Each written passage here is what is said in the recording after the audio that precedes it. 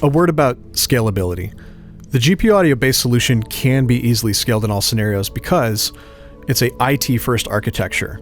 This means that it works on-premise on your local GPU or maybe a network GPU in your office or via cloud deployment solutions, giving you maximum flexibility for all the solutions you're designing.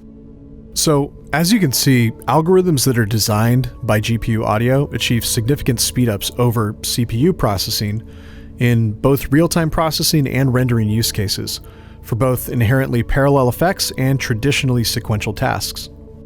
As you can see on the graph, when utilized over an FIR, which is inherently parallel, GPU audio's real-time processing presented 40 times performance, and when rendering audio, 75 times. On an IIR, which is traditionally sequential but still could use some parallel designs, GPU presented in real-time processing 10x performance, whereas on rendering, 50x performance.